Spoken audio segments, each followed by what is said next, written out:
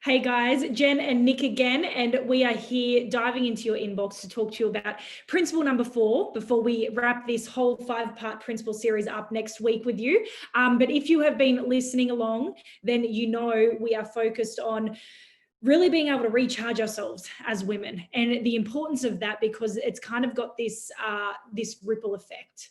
You know, everything touches everything in our life, and it has this ripple effect on who we show up as whether you're a mother, whether you're a corporate leader, whether you're a business owner, a partner, whatever it might be. It affects our creativity, it affects our clarity, it affects our confidence, and those are 3 things that we know we need in our tool belt if we want to be effective and we want to make change and we really want to be the best that we can be. So Jen and I over the last few weeks have been taking you through 3 different core principles that we know make the quickest change to doing that, which is our health.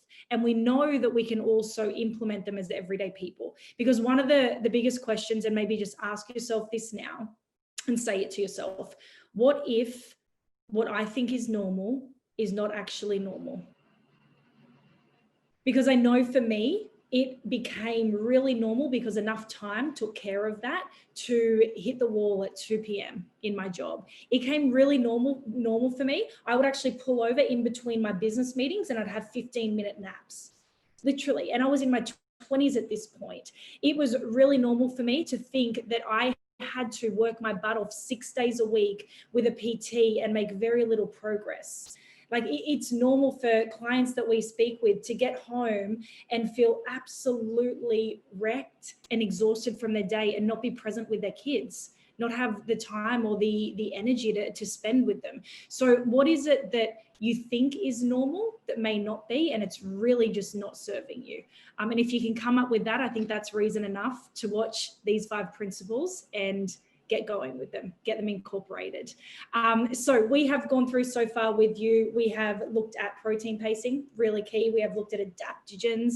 We have looked at fasting as the first 3. And then this one that we're going to dive into is all about nutrient density. So I'm going to hand it over to Jen to explain what it is and how you can do it. Yeah, so I kind of got some bad news to start with, Nick. Our taste buds are not the most important organ in our body. And I know, like, it's a bit of a bummer, really, because I do love my cheese and I do love my wine.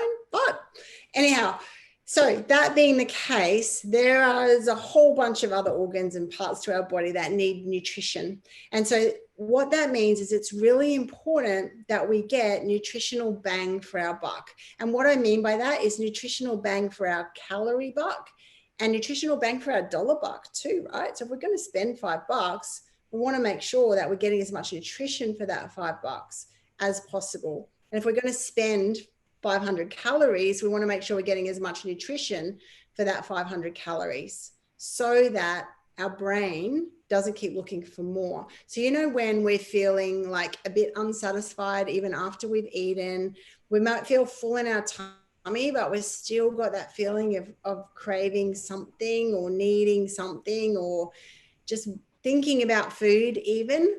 That's because our brain its job is to get us the vitamins and the minerals and the macronutrients that we need.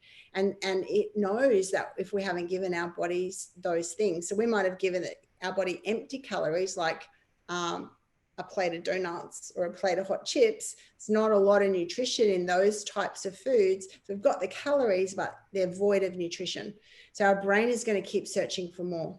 And that's why what happens typically when people decide they want to lose a few kilos, go on a diet, what do? They start to restrict their eating. They start to restrict their calories, or they find one of those fads and they restrict a whole food group. So they'll go low fat or low protein or no carb, and they totally just take out all of that one particular food group, but they're also taking out all of the nutrition that is delivered with that particular food group. And then what happens is after a while, our brain says, hey, I can't go without that any longer. And it will cause us, our brain has pretty good control over us, right? It will cause us to go, and we get into that yo-yo. That's why we have the yo-yo diet, right? On the diet, off the diet, on the diet, off the diet, and we get out of control.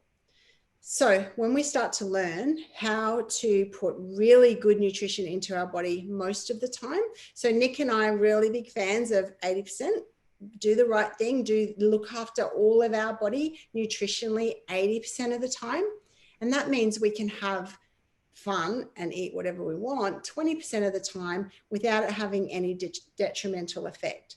And that means we can enjoy our food more. We can have no guilt associated with eating, choosing the creamy pasta on the menu, or having that bowl of hot chips, or that nice creamy brie with a glass of Sauv Blanc, or whatever we like, because we know that 80% of the time we've really loaded up with great nutrition. So again, the program that we love to follow incorporates these 5 principles. So that's principle number 4. And Nick, principle number 5, I know, is both of our favorites. So do you want to go over that one?